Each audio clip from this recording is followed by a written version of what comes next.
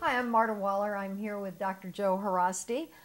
I have a question, and you might have the answer, or an answer. Why do men and women participate in The Bachelor and The Bachelorette? I watch it like everyone else. It's like watching a train wreck. I can't stop. But why? It seems so demeaning. Well, you know, it's interesting. I spoke with the creator of the show before it ever appeared, Mike Fleiss. We had sushi together at a local sushi bar here in Montrose. And he told me about the basic idea, and I listened to it and I thought, gee, that makes sense. It's interesting. But I hadn't thought it through, and I didn't realize after so many seasons exactly what would be the outcome. And after, what is it, 7 seasons? 10 seasons. 10. Oh my goodness, 10 seasons. After 10 seasons, we know certain statistics. First of all, there's a 90% failure rate. Very seldom. At least, yeah. A 90 or 90+% failure rate. In other words, the people, whoever gets a rose from their respective opposite sex person, the vast majority of the time they end up breaking up sooner or later, and they don't end up riding off into the sunset. I think there have been only 2 or 3 children born from this unholy union, etc., etc. But there's just an incredible fascination with it, and not just in the United States, but outside the United States. There are many explanations and many reasons for it, but I think one of the main ones is that everyone loves to have a bird's eye view of the American ritual, the American mating ritual, which is basically what it depicts. But does it really? It's kind of creepy. I guess the thing that made it really creepy to me is when I started really watching it, and I realized some of these men, and I thought it was just creepy that they're all kind of making out with each other, you know, sequentially. Right. It's like I go on a date with this one, then with this one, this one. And in some cases, they're having sex sequentially. I'll have an overnight date with this one and an overnight date with this one. And I'm thinking, it sort of takes that crude term sloppy seconds to, you know, all new. I mean, it's how many different people can you sleep with, and then you're going to choose the one. So I don't really think it's the American mating ritual. It's sort of like a microcosm of, I think Mike Fleiss was onto something great, and I saw an interview with him, and he's really, I mean, he's a real character. But it's sort of demeaning. Yes, I mean, if you stop to think about it, I mean, this. I mean, if you look at the singles scene today, there's this monogamous, you know, serial dating where oftentimes people end up having sex, and then there's multiple partners, etc., etc. And the same thing happens within The Bachelor and Bachelorette. Not so much, I don't think, on The Bachelorette, where a young woman chooses from among 25 potential mates, but definitely among The Bachelor. And again, the show's producer said that on average about 2 or 3 of them, on average, The Bachelor sleeps with about 2 or 3 different women during the course of the show. And I think that's probably a gross underestimate. I think it's much higher probably. But in any event, the question is, why would all these women throw themselves at somebody that they scarcely know? And even for all the fame and whatever, I mean, they don't get that much out of it.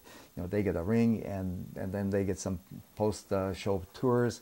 Occasionally they get asked to be on Dancing with the Stars or some other thing. It can sometimes develop into other things.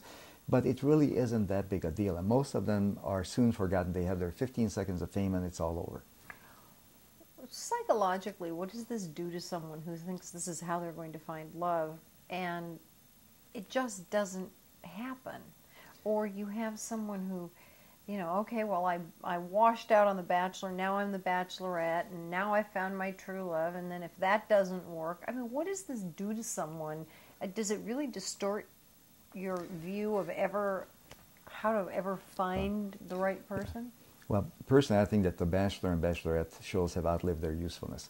I think maybe the first 3 or 4 people had the true idea, or what the show's creator had intended, which is that people come here with the idea that they really want to find a mate, someone who's suitable for them, and they have this incredible selection from 25 beautiful people, even though they don't get to know them very well.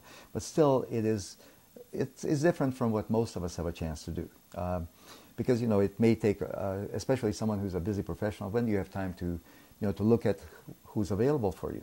And even with eHarmony.com and all these dating sites, most people just simply don't have the time to give to dating. And so these people, within a two-month span of time are able to choose from 25 very eligible young men or young women. So the basic idea, I think, makes sense. But I think what happened after 2 or 3 years is that people became very cynical, and they became focused more on the prize, i.e. what can I do after the Bachelor is all over, knowing full well that the failure rate is so high that they're most likely not going to find anybody. But they can parlay that into something much more in this reality-crazed society of ours. Well, the latest spin-off is the Bachelor Pad, where they take a bunch of rejects from these two shows and put them all into a house, the Bachelor house, and they all sleep in the same room in bunk beds, but then they have these other rooms, and I looked at it and I thought, it's almost like Survivor, because they vote each other off, and they're all, and I'm thinking, it's almost like the worst of the worst, but it's another brilliant idea that I will watch because it's it's such an awful idea. But I'm thinking, you take all these rejects and put them into a house, and then think maybe they'll sort of pair up with each other. Well, Marta, let me tell you, I have actually had the misfortune or the fortune of seeing the Bachelor house or Bachelorette house, and also seeing the. Don't tell me this. Not as a contestant, not as a contestant, but but they actually have the bachelors. There's this group of 25 men sleep essentially in a gym-like area on the second floor of it, where there are bunk beds next to each other. And these 25 bachelors actually sleep there. So, I mean, this is not a unique idea. This is actually what has been happening all this time. So somebody had the bright idea that, okay, why don't we put a camera there and just watch these people kill each other or whatever they do. Although I think the men actually kind of wind up having a better time than the women get real catty. The guys kind of wind up sort of liking each other. I think men bond differently than women. But the whole Bachelor Pad. Now, I think the next incarnation is going to be like geriatric bachelor or geriatric bachelorette. Finding love, before the final breath. Really the final rose. Actually, I think this Bachelor and Bachelorette thing takes us back to our most primitive roots. I think this is sort of the pre-Ice Age men, when the Neanderthals would take their clubs and, find each other and whatever. Because essentially it gets us back to the hunters and gatherers. Men are more hunters, women are the gatherers, and men, they have to kind of form a social group to hunt together, and that's, they have this age-old tradition of bonding together because they need to do that to hunt and to be able to successfully defend what is theirs, and the tribal ties, etc., etc.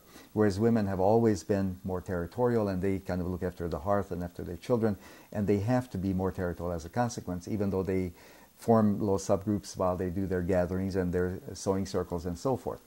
But men are naturally more the hunters, and where they have to have developed this way of ritual combat and so on, so that they don't kill off each other every time when there's a conflict.